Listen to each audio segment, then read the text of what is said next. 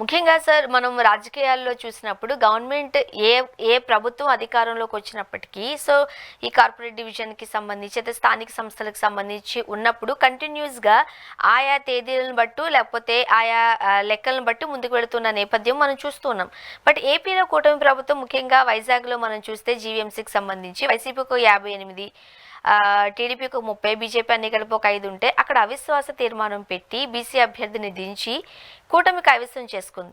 First of all రాజకీయాలలో అనైతికత అనేది కాస్త ఎక్కువ అవుతుంది అనుకుని వస్తున్న వార్తల నేపథ్యంలో ఎలా చూడొచ్చు అంటారు? సమంజసమే అంటారా? విశాఖపట్నంలో అధికార కూటమి మేయర్ అవిశ్వాసాన్ని నెగ్గి రాజకీయంగా ఓడిపోయింది. అవిశ్వాస తీర్మానాన్ని నెగ్గి పదవిని గెలిపించుకుంది. బహుశా వాళ్ళు మేయర్ అవుతారు. రాజకీయంగా మాత్రం ఓడిపోయిందని మాత్రం చెప్పగలం. ఎందుకంటే ప్రజల్లో ఈ చెడ్డ పేరు వస్తుంది. అవిశ్వాసం తీర్మానం పెట్టే హక్కు లేదా? చట్ట ప్రకారం ఉంది. 4 సంవత్సరాలు పూర్తయితే అవిశ్వాసం పెట్టచ్చు. కానీ టెక్నికల్గా 4 సంవత్సరాలు పూర్తయింది కాబట్టి అవిశ్వాసం పెట్టారు. అవిశ్వాసంలో ఎవరు ఓటేయాలి? 50, మీరు అన్నట్టు 58 అయింది.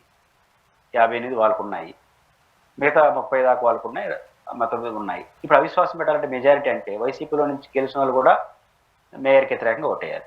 వాళ్ళు ఎన్నుకున్న మేయర్కి వ్యతిరేకంగా వాళ్ళు ఓటేయాలి. మీరు ఎక్కడైనా ఆ మేయర్ పైన అవినీతి ఆరోపణలు ఎప్పుడు ఒక పదవిలో ఉన్న వ్యక్తిని ఎప్పుడు తొలగించాలి? తప్పు చేస్తే తొలగించాలి. ఏడ తప్పు అని చెప్పట్లే వాళ్ళు. వైసీపీలో కొంతమంది మాతో వచ్చారు, పెట్టేసినాం. నేనేమంటారు? ఒక పార్టీ నుంచి గెలిచిన వాళ్ళు ఇంకొక పార్టీ విప్పు ధిక్కరిస్తే వాళ్ళ సభ్యత్వాలు రద్దు అయిపోవాలి కదా. ఇవన్నీ ఎందుకు జరగట్లేదు? కాబట్టి ఇవన్నీ ప్రజలు చర్చిస్తారు.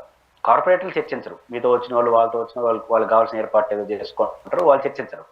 రాజకీయంగా నష్టం కదా. 2, ఏం చెప్తున్నారు గంటా శ్రీనివాసరావు గారు?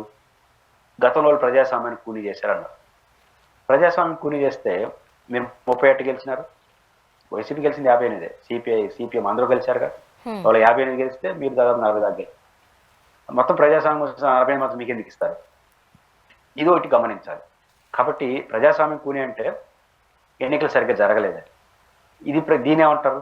ఒక పార్టీ నుంచి గెలిచిన ఆయన ఆ పార్టీ మేయర్ అభ్యర్థి ఇంకా ఆయన వ్యతిరేకంగా ఓటేసి విప్పు ధిక్కరించి ఓటేయడం అంటే అది ప్రజాస్వామ్య స్ఫూర్తి? ఇవన్నీ ప్రజలు నిర్ణయించుకుంటారు. గత ఎన్నికల్లో వైసీపీకి అంత ఇంత చెడ్డ పేరు ఉంది. స్థానిక సంస్థ ఎన్నికల్లో వాళ్ళు కడుక్కోవడం చాలా కష్టం. మీరు కడిగేస్తున్నారు, మీరు ఇంకా తప్పులు చేసి. కాబట్టి ఆ రకంగా విశాఖపట్నం ఏదైతే అవిశ్వాస తీర్మానం నెగ్గారో పదవిని సాధించారు, రాజకీయంగా మాత్రం నష్టపోయారు, రాజకీయంగా ఓడిపోయారు తెలుగుదేశం అని మాత్రం చెప్పగలను.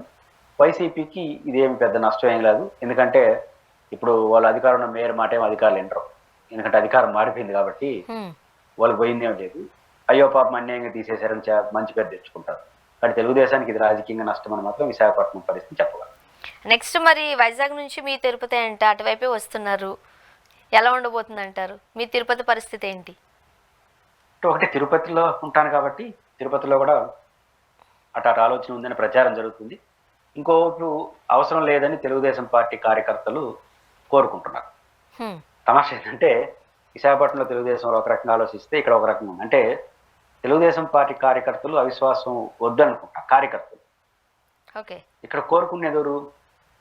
ఇప్పుడు మొత్తం 47 డివిజన్లు ఉంటే 46 వైసీపీ కార్పొరేటర్ గెలిచింది, ఒకటి తెలుగుదేశం గెలిచారు. ఇప్పుడు అవిశ్వాసాన్ని కార్పొరేటర్లు సక్సెస్ అయ్యారంటే వైసీపీ కార్పొరేటర్లు కోరుకున్నట్ట, తెలుగుదేశం వాళ్ళు కోరుకున్నట్ట? 47లో ఒకటే తెలుగుదేశం అంటే వైసీపీలో ఓడిపోయిన అంటే వైసీపీలో గెలిచిన కార్పొరేటర్లు వైసీపీ అభ్యర్థిని తప్పించాలనుకుంటున్నారు. ఏమంత ఆనందం వాళ్ళకి?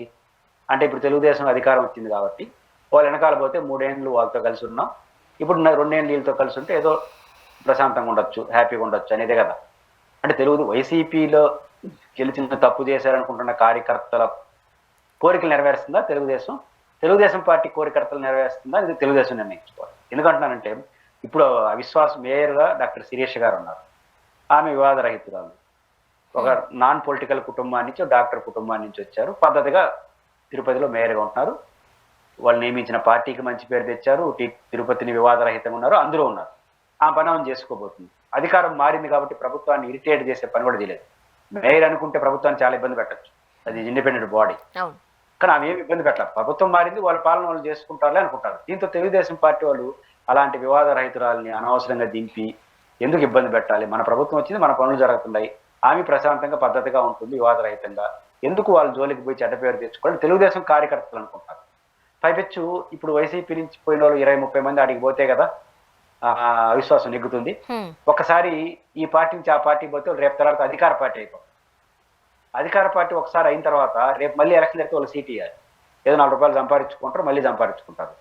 మళ్ళీ సీట్ ఇస్తే ఒరిజినల్ తెలుగుదేశం కార్యకర్తలు ఏం కావాలి అంటున్నాను. ఇది తెలుగుదేశం ఒరిజినల్ కార్యకర్తల బాధ. ఇది ఇంకొక 1 year 10 నెలలు పోతే బహుశా శిరీష గారి మీద అవిశ్వాసం పెట్టాలంటే 2 నెలలు పడుతుంది అటు ఇటుగా. మళ్ళీ ఉండేదా 7-8 నెలలే.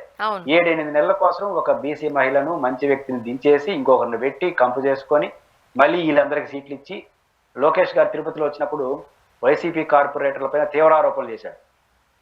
ఒక్కొక్కరే తాట తీస్తామని చెప్పినాడు. తాట తీయకపోగా దండేసేస్తారా?